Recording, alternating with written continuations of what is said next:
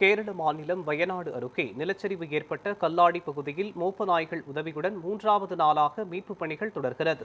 இதுகுறித்த கூடுதல் விவரங்களை நமது செய்தியாளர் ரமேஷ்குமார் வழங்க கேட்கலாம். ரமேஷ்குமார், வணக்கம்.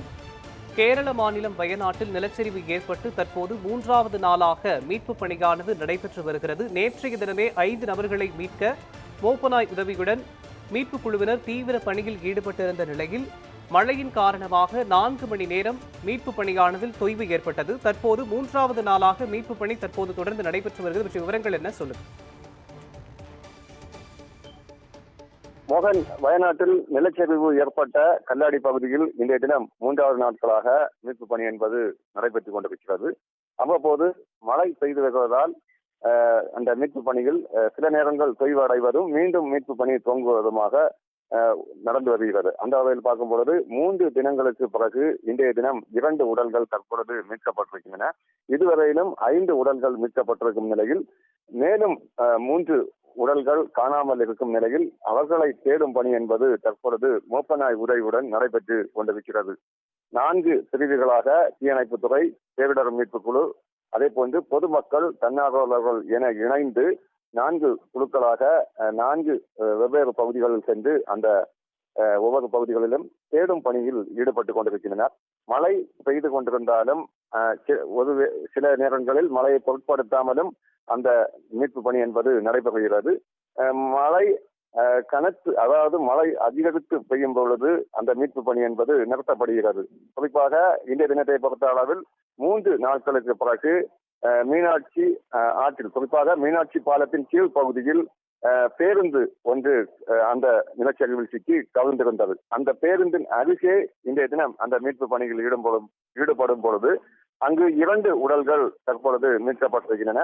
மேலும் 3 உடல்களை தேடும் பணி என்பது தீவிரமாக தற்பொழுதும் நடைபெற்றுக் கொண்டிருக்கிறது. இந்த நிலையில் எதிர்க்கட்சி தலைவர் பினராயி விஜயன் நேரடியாக சம்பவ இடத்துக்கு வந்து அவரும் எந்த மாதிரி தற்பொழுது மீட்பு பணிகள் நடைபெறுகிறது என குறித்து கேட்டறிந்தார். அது மட்டுமின்றி அங்கு நிவாரண முகாம்களில் தங்க வைக்கப்பட்டிருக்கும் மக்களையும் சந்தித்திருக்கிறார். தொடர்ச்சியாக வரும் நேரத்தில் அவர் மருத்துவமனையில் அனுமதிக்கப்பட்டிருக்கும் அந்த நபர்களையும் சந்திக்க இருக்கிறார்.